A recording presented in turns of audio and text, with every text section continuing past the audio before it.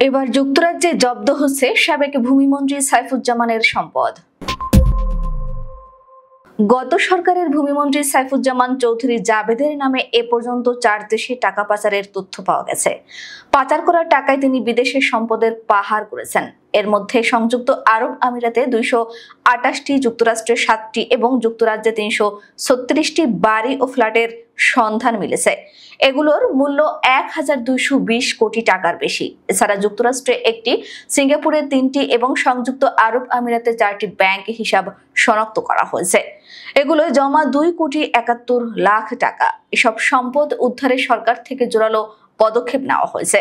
এর মধ্যে যুক্তরাজ্য ইতিবাচক সাড়া দিয়েছে।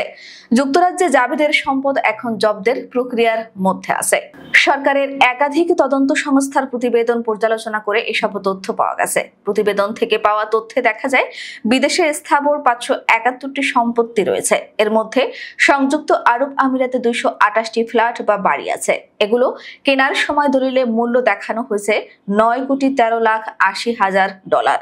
যুক্তরাষ্ট্রে 7টি বাড়ি ও ফ্ল্যাটের সন্ধান পাওয়া গেছে। কেনার সময় দলিলে এগুলোর মূল্য দেখানো হয়েছে $75 লাখ। যুক্তরাজ্যে 336টি বাড়ি ও ফ্ল্যাট রয়েছে। এগুলোর ক্রয় মূল্য $3,20,000।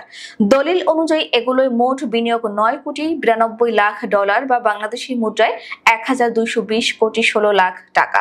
অস্থাবর সম্পত্তির মধ্যে 3 দেশে 8টি ব্যাংক হিসাবের তথ্য পাওয়া গেছে। এর মধ্যে যুক্তরাষ্ট্রে 1টি ব্যাংক হিসাবে $2 লাখ স্থিতি রয়েছে।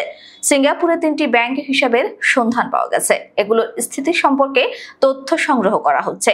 সংযুক্ত আরব আমিরাতে রয়েছে 4টি ব্যাংক হিসাব। এগুলো জমা 88,268 দিরহাম বা $20,000।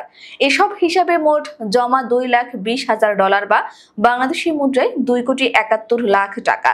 বিদেশে স্থাবর ও অস্থাবর মিলে 579টি সম্পত্তি রয়েছে। এগুলোর মোট মূল্য $9,94,20,000 বা বাংলাদেশি মুদ্রায় 1,222,86,60,000 টাকা। এসব সম্পদের মূল্য বর্তমানে আরো কয়েক গুণ বেশি হবে। সংশ্লিষ্টরা ধারণা করছেন দেশ থেকে পাচার করা টাকা দিয়ে বিদেশে তিনি এসব সম্পদ গড়েছেন। এগুলো উদ্ধারে সরকার থেকে জোরালো পদক্ষেপ নেওয়া হয়েছে। এই লক্ষ্যে যুক্তরাষ্ট্র, যুক্তরাজ্য ও সংযুক্ত আরব আমিরাত এই 3 দেশে মিউচুয়াল লিগ্যাল অ্যাসিস্ট্যান্স রিকোয়েস্ট বা MLAR পাঠানো হয়েছে। MLAR এর মাধ্যমে পাচার করা সম্পদ ফেরাতে 3 দেশের কাছে আনুষ্ঠানিকভাবে সহযোগিতা চাওয়া হয়েছে।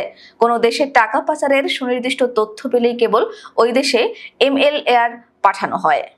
এটি এমন এক পদ্ধতি যা 2 দেশের প্রচলিত আইন কানুন মেনে পাঠানো হলে সংশ্লিষ্ট দেশ সহায়তা করে। পাচার করা সম্পদের পক্ষে রাষ্ট্রের প্রকৃত মালিকানা বা দুর্নীতির মাধ্যমে অর্জিত সম্পদ বা কর ফাঁকি দিতে সম্পদ পাচার করা হয়েছে এটি প্রমাণ করতে পারলেই তা জব্দ করার প্রক্রিয়া শুরু হয়।